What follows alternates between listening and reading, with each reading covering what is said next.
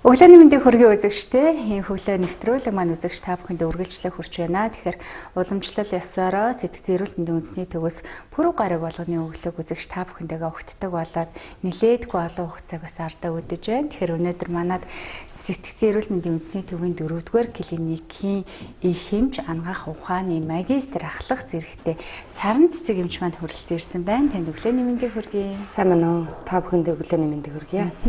Тэгэхээр өнөөдрийн сэдэв маань захим хэрэглээний зүй зохистой гэдэг нь бас юу байгаад байгаа. Хор уршиг нь юу байгаад байгаа. Насанд хүрсэн хүмүүс бас захим хэрэглээнд онцож байгаа тохиолдлууд хит их автж байгаа тохиолдлууд их байна. За тэгээд хүүхдүүдтэй бага насны хүүхдүүдэд бас их утсыг үзүүлдэг болсон. Ер нь энэ талаараас хоёулаа үзэгчдэд мэдээллүүдийг хүргэхээрээс манай студид хүрэлцэн ирсэн байна. Тэгэхээр үзэгч та хүмүүс бүгдээрээ дэлгэцэндээ ойртон суугаарай. За ер нь захим хэрэглээний зүй зохистой хэрэглээ гэж бас байх уу? Хоёулаа энэгээр асуулт. За ер нь бол захим хэрэглээ гэдэг нь бидний амьдралд одоо тодорхой хэмжээний үр гүйцэтгэж байна л да. За тэгэхээр бид нар захим хэрэглээ гэдэг юмд сүүлийн үед маш их хитрхи их автаад байгаа. За донтолт гэдэг юм маань арай өөр хэмжүүрээр явагдана. Донтолт гэдэг юмыг сэтгцэн эмч үзэж байж, шинжилгээ хийж ээж, сорил авч ээж донтолт гэдэг онцлог тавигдана гэсэн үг л дээ. Гэтэл нийгэмдээ биднэрт хамгийн их тохиолдож байгаа зүйл юу вэ гэхээр захим хэрэглээний хит хэрэглээ гэсэн юм байгаа л да. Хит хэрэглээ. Тэгэхээр бид нар захим хэрэглээнд тодорхой хэмжүүр тавих хэрэгтэй байна.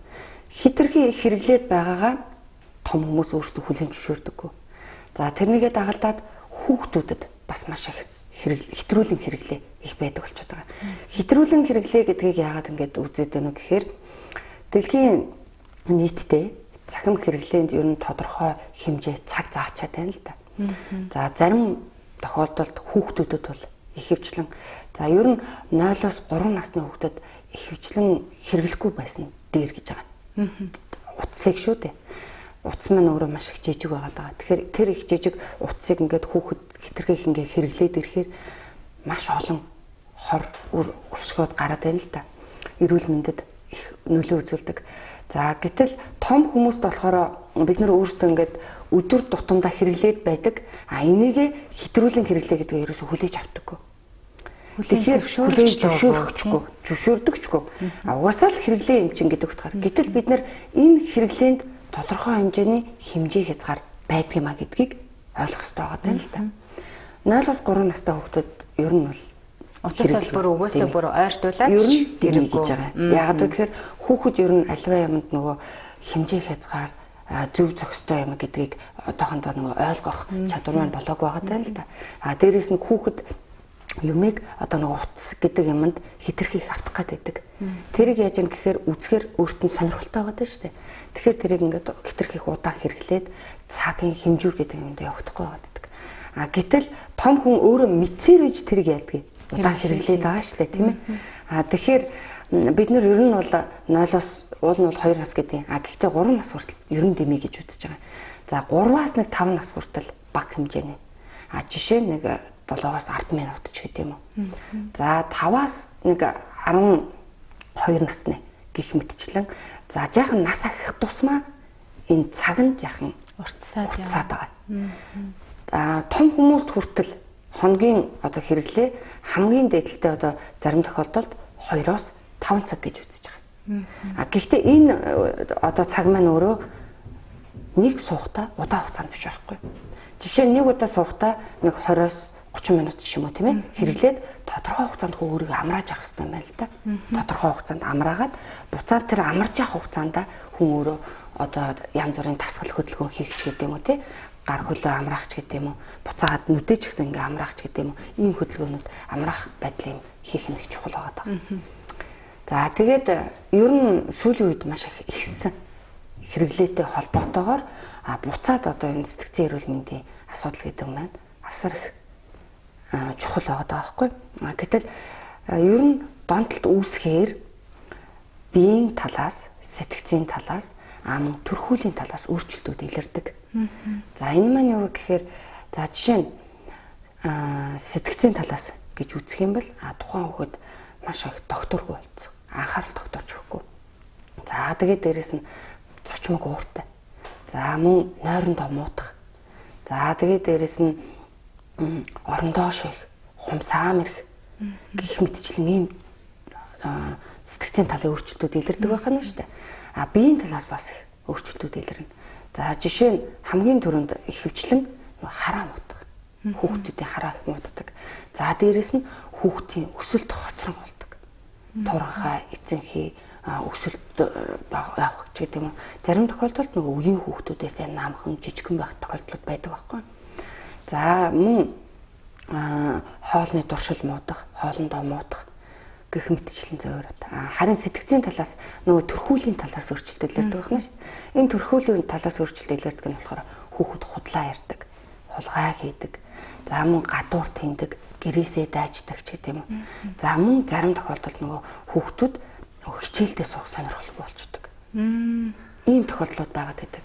За тэгээд ер нь одоо энэ донтолт гэдэг юмыг яагаад ингэж бид нар өөрсдөө мэдээд байдаг шүү дээ. Ер нь цахим хэрэглээ гэдэг юм маань эрүүл мэндэд хортой шүү. Ер нь хэрэглэх буруу шүүч гэдэг юм. Тунгийн харуулах хэрэгтэй шүү. Мэдээд байдаг хэрнээ яадгүй бид нар амьдралд хэрэгжүүлэхгүй байгаа даа шүү дээ. Тэгэхээр ямар нэгэн донтолт үүслээ. Донтолт үүссэн тохиолдолд 95% нь эдгэрдэггүй. Ердөө 5% нь эдгэрдэг гэдэг. Энэ бүр дэлхийн эрүүл мэндийн байгууллагаас гаргасан судалгаа тоо байдаг байна шүү дээ. Тэгэхээр бид нэр яах ёстой юм бэ? Донтолт үүсчихэл юм бол энийг эмчлэхэд хэцүү байгаа даа шүү дээ. Тэгэхээр донтолт үүсгэхээс өмнө бид нэр урьдчилан сэргийлэх ёстой байгаа байхгүй. Урьдчилан сэргийлээд байх юм бол донтолт үүсэхгүй байх гэдэг шүү дээ. Нэгэнт донтолт үүсчих юм бол энийг эмчлэхэд хэцүү юм аа. Тэгэхээр бид нэр энэ хэтрүүлэн хэрэглээ гэдэг юмыг багасгах ёстой гэдгийг л дахин хэлээд л байгаа юм л да. Тэгэхээр одоо бас ковид цар тахал гээд маш их онлайнаар сургалт, ажил, хүүхдийн хичээл маш ихээр явсан. Тэгэхээр энэ дээр бол яалтчгүй нөгөө цензур гэдэг юм хугацаа тавихад бол бас нөгөө давтагдчихгүй хүчин зүйл байгаа учраас энэ зүйлд бол хит их бас нөгөө дэлгэцийн донтолт одоо тэр нөгөө дэлгэцэнд ингэж автах мэдрэмжийг илүү их төрүүлж өгсөн юм болов. Тэгэхээр яг энэ ковид цар тахалтай холбоотой 2-оос 2.5 жилийн хугацаанд тий сэтгцэн эрүүл мэндийн үндэсний төвд ялангуяа хүүхдийн одоо энэ өөрийгөө удирдах чадваргүй насны хүүхдүүдийн энэ яг сэтгэхүйн өөрчлөлттэй хүүхдүүд юу хэр их ирэв өөр байв. Одоо бид нар бол нэг талаараа нэг юмнаас хамгаалаад байгаа боловч нөгөө талаараа бас нөгөө арга билег гэдэг шиг бас нэг сөрөг хөр дагаврууд байгаад байдаг тий. Тэгэлгүй яах вэ? Яалтчгүй энэ одоо маш их тулгымцсан асуудал байгаа юм л да. Ковидтай холбоотойгоор ихэнх хүмүүс зарим нь одоо ингээ ажиллаа гэрээсээ хийдэг тий. За тэгээд дээрэс нь онлайнаар хичээлүүд орж байгаа. Гэхдээ хичээлүүд маань бас нэг тодорхой хугацаанд ороод завсарлаж байгаа юм л да.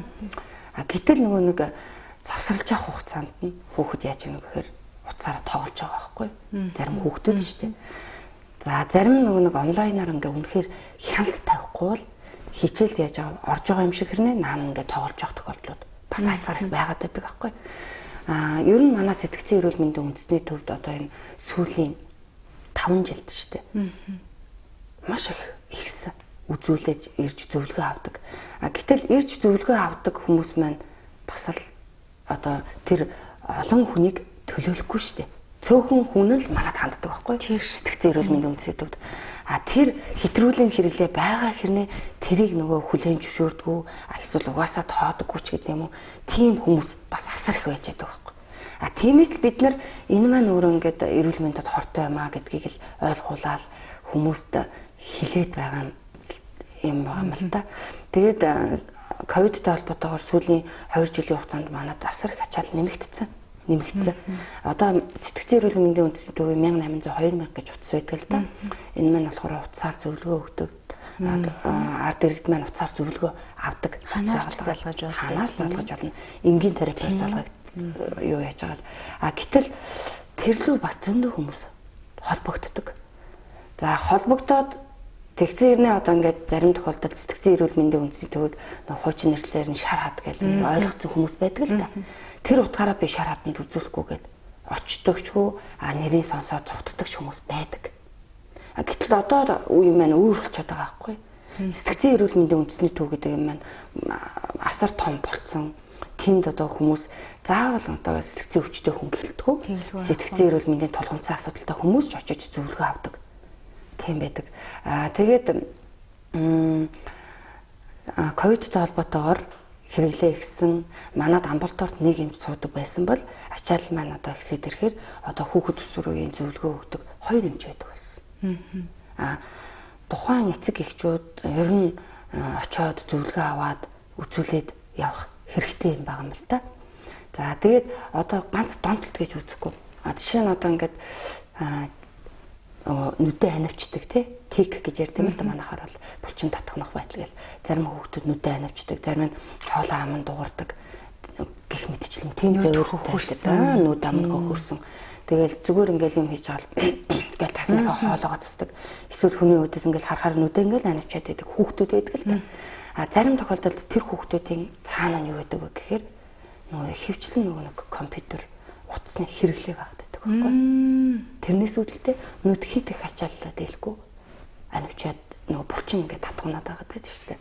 Тэгэхээр тийм тохиолдлыг бид нар донтолт гэж үзэхгүй байгаа даа шүү дээ. Тэрийг л одоо нөгөө булчин татгунах байдал буюу одоо хүүхдийн невроз гэдгээр ингээ аваад байдаг байхгүй. Тэгээд зарим тохиолдолд бас нөгөө орондоо шээх. Бас хумсаа мэрэх ийм тохиолдлууд байдаг. Хүүхэд аливаа юмд ингээл нэг би яагаад дандаа хүүхэд гэж яриад байна гэхээр нөгөө бидний амьдралд хамгийн ойр юм нь одоо бидний ирээдүйн болсон хүүхдүүд л байгаа даа шүү дээ. Тэгэхээр хүүхдийн цаана нөгөө эцэг эхүүд байгаа байхгүй. Тэгэхээр бид нар өөрсдөө ч гэсэн анхаарах хэрэгтэй. Хүүхдүүдэд илүү анхаарат байдаг юм шиг хэрнээ өөрсдөө ингээд нэг анзаардгүй юм байна л да. Өөрөө уцаа оролдоол. Уцаа оролдохгүй байгаад уцаа тавьсан ч гэсэн телевиз үзэж идэг. Тэгэхээр ингээд бид нар өөрсдөө тэр утас телевизний энэ цахим хэрэглээ энэнд өөрсдөө хяналт тавихгүй байж хүүхдээ чи уцаа бол. Чи битээ телевиз үзээд ч гэдэг юм. Хүүхэд ээж аавын тойл гэдэг. Гэтэл тийм харин хүүхэд маань өөрөө эцэг эхийн тойл байгаа даа шүү дээ. Эцэг их ном уншаад сууж идэг бол хүүхд ч гэсэн ном бариад авна да. Гэтэл өөрөө утас телевизээ олдож байгаа хүүхдээ бойл гэдэг бол энэ маань өөрөө зохимжгүй л болоод байгаа байхгүй. Тэгэхээр энэний ард хүүхдийг та хүмүүжилд өөрөө анхаарал гэж авал өөрөө ч гэсэн өөрийнхөө тэр юмдаа бас анхаарах гэдэг юм л да. Тэгэхээр нөгөө уйлаа гэд нүдээ сохлуул гэж гэдэг үг байдаг шүү дээ тий. Тэрнтэй адил хэдэн жилийн дараа бидний өөр хүүхдүүд том болсон хойно яагаад ингэж намайг багахаас маань уцыг минь болиулаад миний эрүүл мэндэд минь анхаарад нүдийг минь хайрлахгүй яасан бэ гэж хэлэх биднийг буцаагаад шүүх эрхэн байгаа байхгүй. Тиймээс л бид нар анхаарах. Магадгүй нөгөө бид нар чи хүүхдээ болохоор ингэдэг шүү. За үгэнд орохгүй гэд яадаг юм тий. Тэгэл ингээл нөгөө хүүхдийн сэтгэл зүйг гэмтэн, хүүхдийн сэтгэл зүй өвчлөн, эргэн тойронд байгаа болохгүй гэсэн зүйлийг хилээд байдаг ч гэсэндээ ямар нэгэн байдлаар эвтэйхэн хилдэг эцэг эхчүүд байдаг ч эвгүй хилдэг эцэг эхчүүд байдаг. Байлдаа чи наатах хөөе. Загнаал ингээл зохиод авч явах жишээнийч байдаг юм уу. За тэгээд ер нь бол хүүхд өөрөө сэтгэл зүй гэдэг юм том хүний сэтгэл зүгээс илүү юм байдгиймаа гэдгийг эцэг эхчүүд зарим нь мэддэггүй байхгүй. Нөгөө бага насндаа ээж намайг нэг тэгжүүлээ. Эсвэл аав намайг нэг тэгжүүлээ. Миний амьдрал нэг тийм юм болж исэн гэд. Яг нэг ийм тоочны одоо юмнуудыг хадгалаад тавцсан байж байгаа. Тэрийгэ том болонгуудаа нөгөө нэг уур бухимдалтай ч байдаг юм уу. За эсвэл нөгөө амьдралын хөвшилд нь өөрчлөлт орохч байдаг юм уу тий. Эсвэл мэрэгжил сонголтын дээр нөлөөлөгч байдаг юм уу. Ер нь маш олон зүйл дээр нөлөөлөх үст тийм фундам суур болж байдаг учраас хүүхдийн сэтгэл зүг өөрсдөө сэтгэл зүгээс илүүтэйгээр ер нь бол одоо нөгөө үзүүлж онцлуулж за жилдээ нэг удаа зөвлөгөө авдаг тийм байх хэрэгтэй юм байлээ гэдэг зүйлийг бол үзэгчдтэй бол ингээл 4 өдөр болгоо бас хэлээл байгаа. Тэгэхээр хүүхдээ ч гэсэн бас сэтгцэн эрүүл мэндийн үндэсний төв дээр аваачаад эсвэл та нар сэтгцэн эрүүл мэндийн үндэсний төв гэсэн пэйж хуудсанд хандаад за тэгээд энгийн тарифтай утасны дугаараар залгаад цахимаар бас цаг авч болдог байгаа үзэгчтэй 1800 2000 гэсэн дугаартай холбогдоод анхан шатны одоо зөвлөгөө авч болно. Сэтгэц гэдэг маань бол нөгөө цусны шинжилгээ, шээсний шинжилгээ шиг гардаггүй. Тэгсэн мөртлөө одоо хөлнөөс толгойн орой олтол бид хаанч нөлөөлж болох үс маш том одоо тархинаас хүчтэй зүйл байна шүү дээ тийм. Тэгэхээр энийгээ бүгдээрээ бас хүүхдийнхээ даа ялангуяа тэрхүү сэтгцийг бас маш нэг анхааралтай хандаад үзээрэй. Таны аль төрөний хэлсэн нөгөө хоолоогоо засаад байсан гэдэг нэрчсэн. Миний эргэн тойронд тийм хүүхдүүд айгүй их анзаарчихсан байхгүй ингээд идэг. Тэгээд яагаад ингэ хоолоогоо засаад идэв чи чинь тэнгүүд ээж хоёр нь болохоор тэрийг мэдэхгүй байгаа байхгүй. Тэгээ таныг сая хэлэнгүүт ингэж. Тэгэхээр энэ бол нөгөө өвөл цагтай холбоотойгоор хүмүүс бас хоолоо нүвдөд гэдэг юм уу. За эсвэл паркетын шалан дээр хөл нүцгэнгүүл эсвэл нэг жоо хүүтэй муугаад хүүтэйгээр амьсгалчиж гээд энэ биш зүйл байх шүү. Яагаад ингээд тэнгүүт тэр хүүхд дандаа уцаа барьсан байгаа даахгүй. Тэнгүүтээ гэлээс буланд очил ингээд идэг. Тэгэхээр энэ бол хоолойны ямар нэг өвчин биш.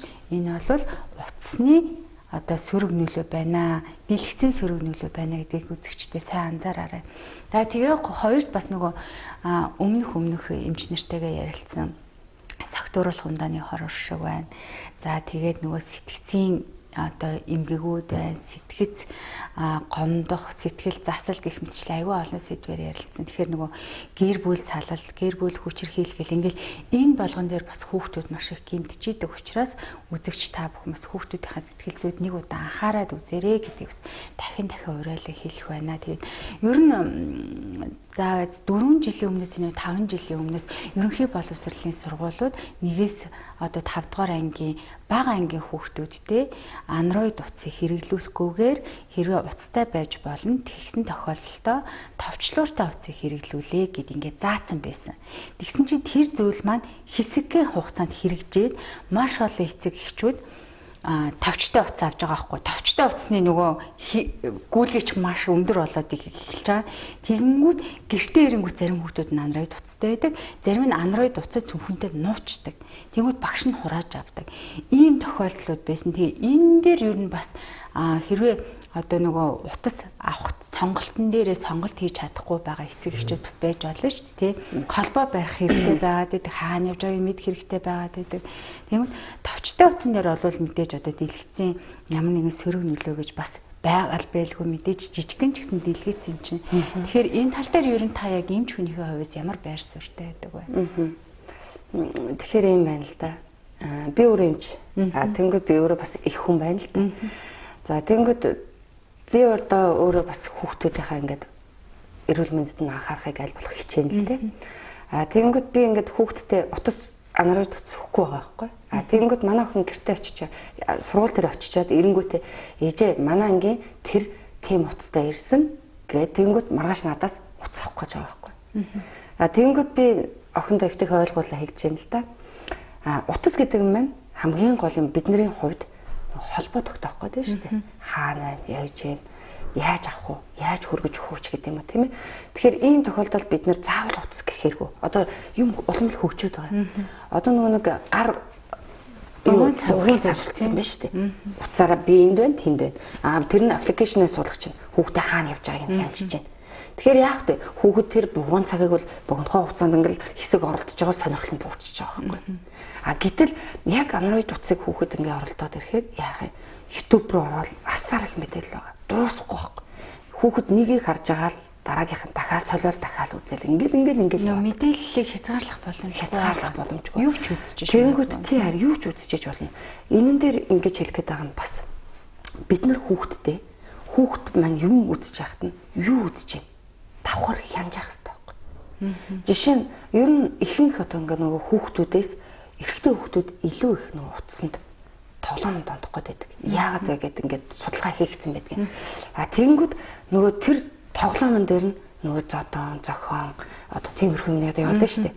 Тэгэхээр нөгөө нэг инстагрάμыг хүүхд угаасаа ингээд нөгөө тийм зодон зохион тийм юм харах сонирхолтой байгаа тийм. Тэгэхээр эрэгтэй хүүхд тийм юм их автах гээд байдаг гэж байдаг юм байлээ. Тэгэхээр дээрээс нөгөө нэг өсвөр насны хүүхдүүд байна. Өсвөр насны хүүхдүүд зарим тохиолдолд одоо ингээд уцаар хүмүүстэй танилцсан.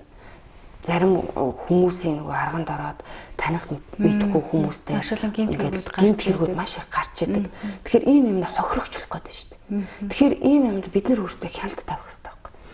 Бид нар хүүхдийг аль болох багаас нь эхлээд ярилцдаг, хяналт тавьдаг байх хэрэгтэй байхгүй. Тэгэхгүй нэгэн тал нөгөө хүүхдэд хяналт тавихгүй байж яснаа гинт тухайн хүүхэд 15 6 өсвөр наснд ороод ирж байна. Хязгаарны би дээр ингээд өөрийгөө тавьчихжээ шүү дээ. Тэгэхээр тийм хүүхдийг гів гэнтхэн чи бол наад уцаа ингэ хязгаарч тэр хүүхд эцэг эхийн өгөнд орохгүй л байхгүй. Тэгэхээр багаас нь ахуулаад жоохон хүүхдэд 5 минут л хавраа шүү. Огт ингээд хүүхдийг шууд бол гэл ингэхээр энэ маань өөрөө бас нэг хүчирхийллэмиг болох гэдэг л утсыг булааж аваад эсвэл чи юугаасаа ингэхгүй гэл гэдэг юм уу те. Энэ маань өөрөө хүчирхийллээ нэг хэлбэр болох гэдэг. Тэгэхээр бид нэр энэ дээр нь ойлгуулад эрүүл мэндэд үнэхээр хортой байдгийм байх шүү. Тиймээс нэг удаадаа 5-аас 10 минут 20-оос 30 минут ч гэдэг юм уу. Нас ахих тусмаа би жаахан хэлсэн шүү дээ. Цаг нь жаахан өндөр байдгаа гэд. Тэгэхээр богино хугацаанд хугацаа хэрэгжилж болно. За миний хүүхэд энийг өөрөө авчих. Буцаагаад надаа өгнө шүү гэд тэгээд хүүхэд мэдээж өгөхгүй байж болно шүү дээ. Миний охин одоо болно, миний хүү одоо болно ч гэдэг юм. Ингээд нэг баг багаар ингээд хяналт тавьд. Тэгэхгүй зарим тохиолдолд одоо ихэнхдээ бас нэг юм юмнууд байдаг. Машинд явахдаа хүүхдэд орилуулахгүй тул шууд уцаа өгдөг. Тэгэнгүүт бид нар яадаг вэ гэхээр төвчрийн хитэн цаг авч байна. За зарим тохиолдолд 2-3 цаг ч төвжирж байна шүү дээ. Гэтэл тэр жижиг утсыг нөөмө жижигхэн хөөрхөн дөнгөж тархин хөгжиж хараа нь хөгжиж байгаа хүүхдэд 2-3 цаг ингээ харуулчих байгаа юм. Тэгэхээр мэдээж тухайн хүүхдэд дахиад эрүүл мэндэд нь хор нөлөөтэй байгаа шүү дээ. Тэгэхээр тухайн хүүхдэд утас заавал өгөхгүй байж болох байхгүй. Нэг хүүхдийг нэг уйллаа утас өглөө. Тухайн хүүхэд уйлаад авчдаг юм чинь. Болж байна. Уйлаад авчдаг юм чинь дахиад уйлах байхгүй. Дахиад уйлаад авах гэдэг шүү дээ. Тэгэхээр энэнд нь бид нар хүүхдийг ингээд сурах хэрэггүй л байна. Тэгэхээр ер нь яг хитээс хідэн насны хүүхдүүдэд яг бүр одоо нөгөө онцолж та зөвлөгөөх юм бол тэдээс тэдэн насн дээр нь одоо энэ яг одоогийн 2022 оныхоо нөхцөл байдалтай 21 оны судалгаан дээр юм тулгуурлаа яг энэ одоо аливаа зүйл автахтаа хурдан байхаас гадна за энэ нөгөө дэлгэцийн энэ хор уршигтай хүүхдүүд хэрэг байна. За бидний хувьд бол хамгийн чухал нас ерөөсөө л 0-5 нас хүртэл. Ерөөсөө л яг энэ нас хамгийн чухал үе байхгүй. Гэтэл бид нэр эсэргээрээ харин юу гэдэг лээ? Одоохондоо юм мэдгүй юм чи гэд хайх гэдэг байхгүй.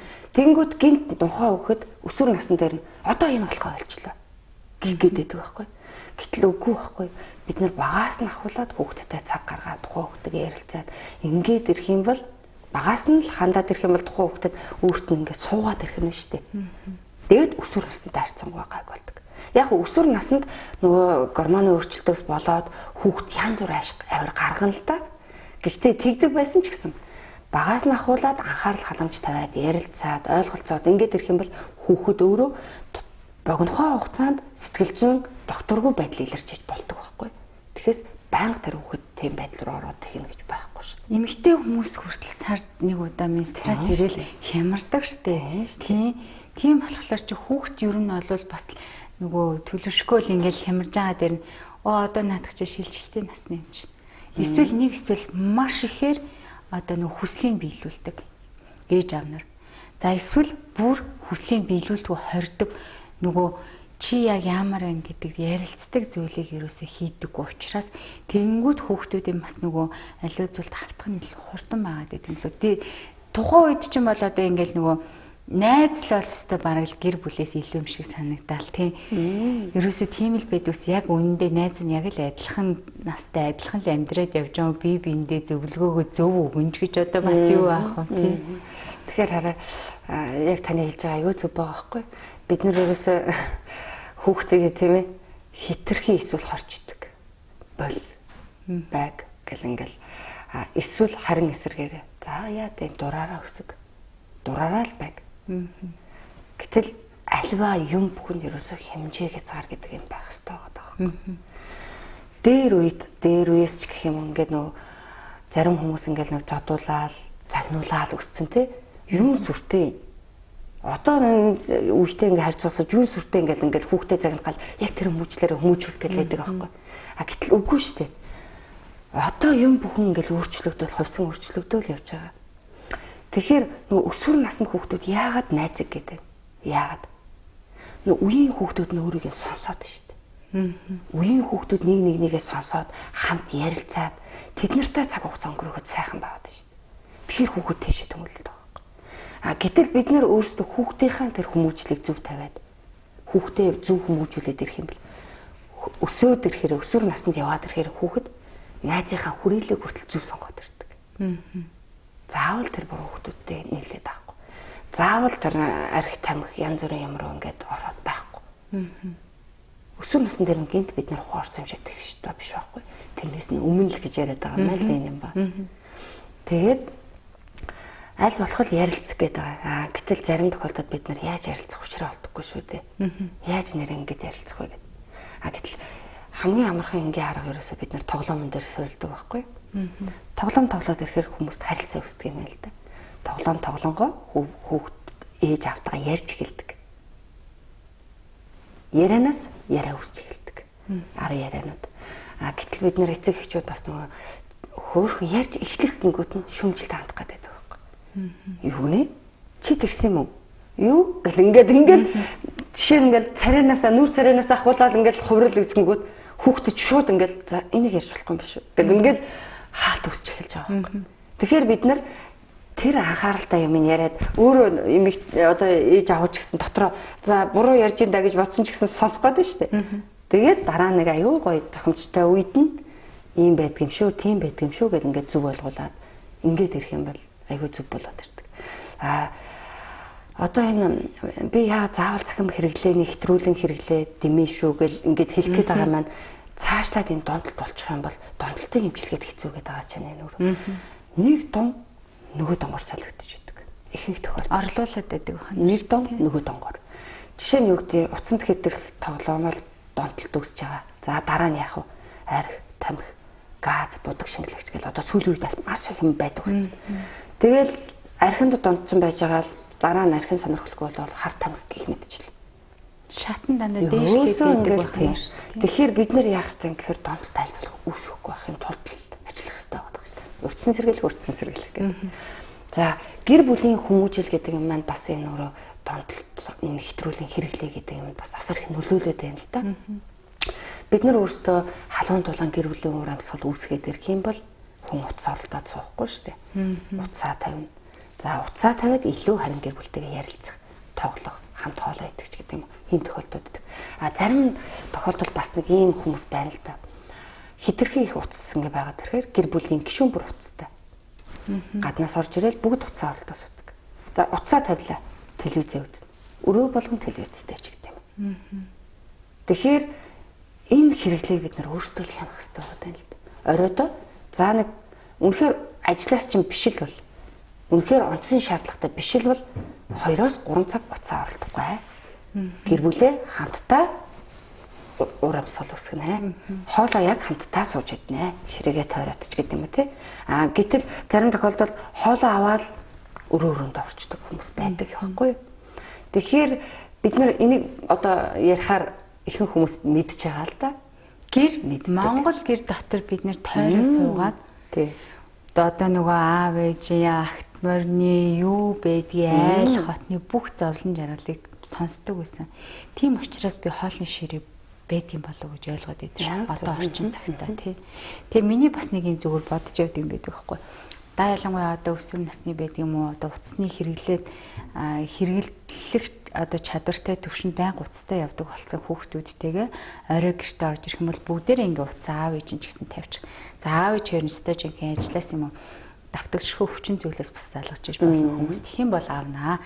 Хэрвээ хоёрын утасны аль нэг нь төрүүлж 3 удаа мессеж ирэх ч юм уу 3 удаа дуурах юм бол маргааш чи хоолны дараа айгаа угаагаараач үт юм уу те. Нэг иймэрхүү хөөрхөн шийтгэлтэй эренгээсээ ингээ явуулчих юм бол аяг угаах угаасаа хүүхд толгонд дургүй байдаг. Тэгэхээр тэрийг хийхгүй тул над руу тэдэн цагаас хойш бити мессеж бичиж байгаа. Тэгэхээр би тандараас болж одоо аяг угаагаад байна ч гэдэг юм уу те. Эсвэл хогш үрдэх болчоод байна. Ийм маягаар бас хүүхдүүдийг ингэх юм бол арай өөр болох байх. Тэгэхгүй бол нөгөө шууд чи уцаа те. Одоо ингээ хэрэглэхгүй гэдэг аав ээж хоёр нууцаараа өөрсдөө ингэж дэж бас тэр бол айгүй муухай болчих гээд. Би болохоор тэгж бодод. Маш их сонирхолтой байгаа те. Тэгээд нөгөө айл болгон өөр өөрийн нөгөө гэр бүлдээ хэрэгжүүлэх сонирхолтой аргуудаа ашиглаж болох нь шүү дээ. Заримдаа ингээд нөгөө нэг тоглоод те тоглоод хожигдсон тэрийгэ хийн, хожигдсоог нэгийг хийн ч гэдэг юм. Ингээд хөрхөө яваад байл болж лээ. Тэгээд яг хөө би энэ дээр бас нөгөө ажиллаж исэн болохоор л яриад байна л да. Ихэнх тохиолдолд нөгөө аавууд бас их хэмжээ хязгаар ер нь тогтоодог. Одоо аавд телевизээ үзнэ, аавд даваа хэрэгтэй байгаа даа шүү дээ.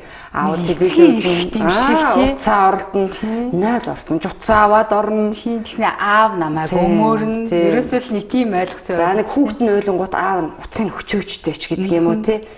Тэгэхээр яг үндэ энэ өөрөө нөгөө хүүхдийн хүмүүжил буу байна гэдгийг аавууд эцгүүд ч гэсэн бас ойлгох хэрэгтэй байгаа. Ерөөсөө л бид нар энийг мэднэ гэхдээ хэрэгжүүлэх хэрэгтэй байна гэдгийг л дахин хэлээд байгаа. Тэгэхээр эцэг эхчүүд өөрсдөө эцэг эхчүүд гэлгүүгээр нөгөө асран хамгаалагч гэж ярих нь бас их зүйтэй юм болов. Яа тэгэхээр эцэг эхгүй ч хүүхэд байгаа шүү дээ тий. Тэгэхээр нөгөө эцэг эхгээ ингээ ярихаар бас тэрхүү хүүхдүүд маань хүнд тусдаг баг. Тэгэхээр хүүхэд асран хамгаалж байгаа. Тэдгээр хүмүүс маань бол энэ хүү зүйл дээр бас ер нь бол нэрээ тийм юм бэ шүү гэж бодох биш. Та өнөөдрөөс бас нэг зүйлийг ч гэсэн хэрэгжүүлээд үзээрэй.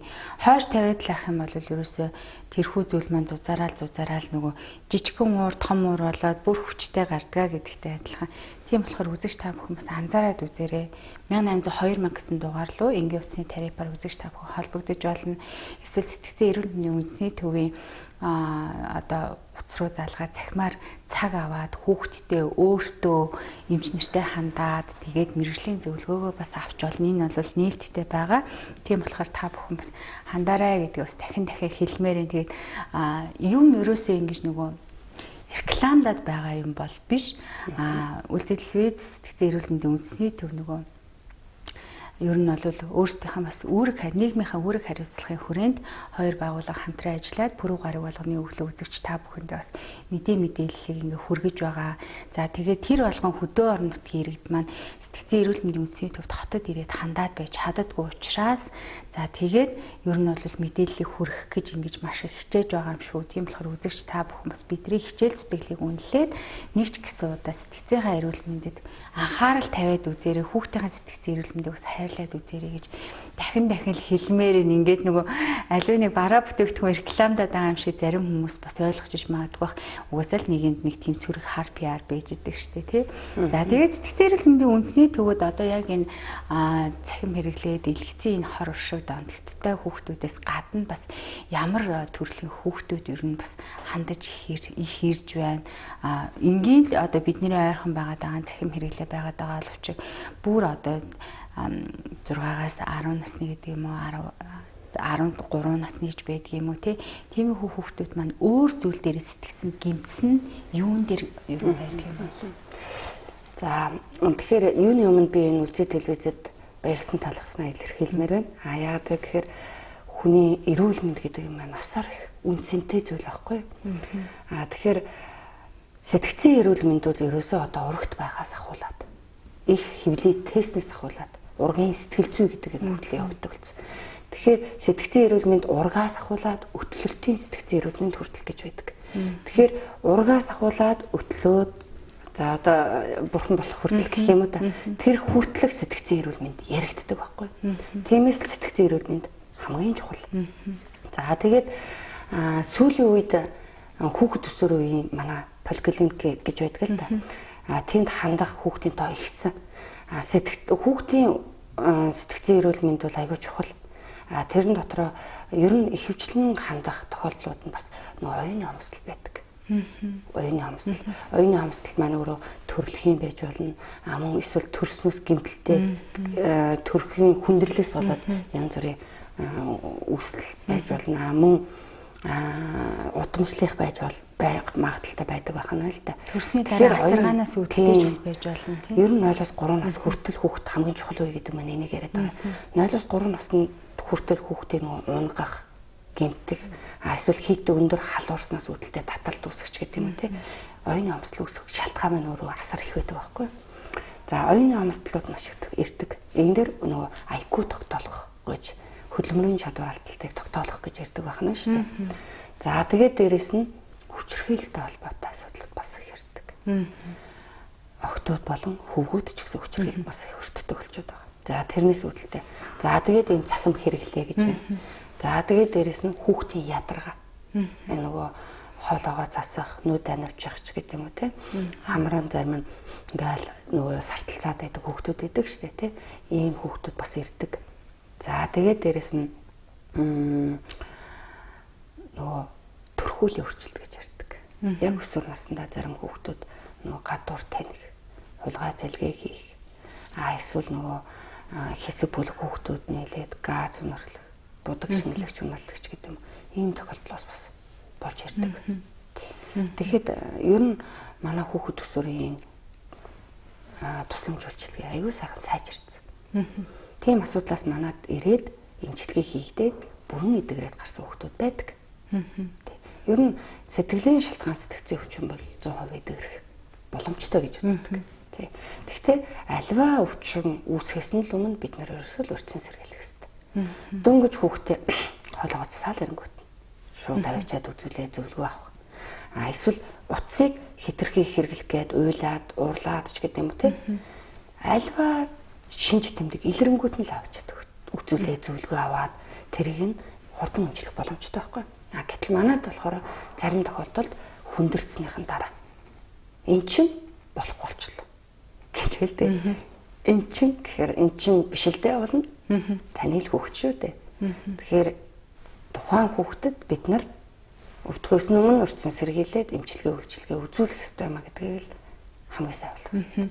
Тэгэхээр та битэр өчигдөр бас яг нөгөө маргааш ярилцлагатайгаа холбоо барьж байхдаа номны тухай ярьсан цахим хэрэглээний тэрхүү номоо та бас хизээ гаргав, гадуур борлуулагдаж байна уу? Зарим эцэг эхчүүд маань бас унших сонирхолтой хүмүүс бас байж иж магадгүй байх. Ном гэхээр арай биш л дээ. Яг хоо зүгээр нөгөө бид нар өөрсдөө иргэдэд эрүүл мэндийн боловсрол олох хэрэгтэй. Тийм учраас жижиг одоо юм бошуур мэдээлэл олох маяг. Ер нь бол гарын авлага, гарын авлага гэхээр бас арай том болчихно. Ер нь ном гарын авлага гэдэг юм маань асар их оюуны том бүтээлэл дээ. Тийм учраас одоо би бол зөвхөн нэг сэтгцэн юмч учраас жижиг хэмжээнд л яриад байна л да. Би бол ард иргэдэд эрүүл мэндийн боловсрол олох хэрэгтэй. Сэтгцэн эрүүл мэндийн. Сэтгцэн эрүүл мэндийн боловсрол олох учраас энэ цахим хэрэглээний талаар ерөнхий тоо мэдээлэл тэгээ сэтгцийн талаас гарах өөрчлөлт за ер нь яаж тусламж үйлчилгээ авах вэ гэсэн иргэдэд мэдээлэл болох маягаар нэг жижигхэн тийм брошюр маягийн хийгдсэн байгаа. Тэгээд яг таныг сонирхол гэдэг үднээс иймэрхүү юм байж болох уу гэд явуулсан юм л да. Тийм. Тэгэхээр үзэгч та бүхэн бас нэлээд олон мэдээллийг бол авч байгаа хаа гэдэгт итгэлтэй байна. За 1802 гэсэн дугаарыг ерөөсөө битгий мартаарай. Тэгээс нөгөө сэтгцэн эрүүл мэндийн үндэсний төв дээр үйлдвэрлэгээтэй хамтран ажилласан энэ хүү нэвтрүүлгүүд маань бүгдээрээ яг их хэлбрээрээ тавигдаж байгаа гэдгийг бас хэлье. Тэгэхээр олон сэдвүүдээр ярилцсан болохоор та бүхэн бас өмнөх нэвтрүүлгүүдийн маань үзэх бүрэн дүүрэн боломжтой байгаа гэдгийг бас хэлхийн зүйтэй байх. За тэгээд нэвтрүүлгийн цаг маань бол дуусах айл хэдийн төгсөн байна. 4-р өдөр болгон бид нэр эфирээ хаашин сунгаж одоо цагаа хэтрүүлэн ярилцдаг. Тэгээд би ч гэсэн бас айгүй тийм дуусах хүсэлгүй байдаг. Яа тэгэхээр хүмүүс маань бас ингээд асуучих юмсан гэж бодож байгаа хүмүүс маш их байдаг болов гэсэн үднэс ингээд асуугаал ингээд байдаг. Тэнгүүт нөгөө дээрээс дуусгаач гэдэг ингээд байдаг тийм.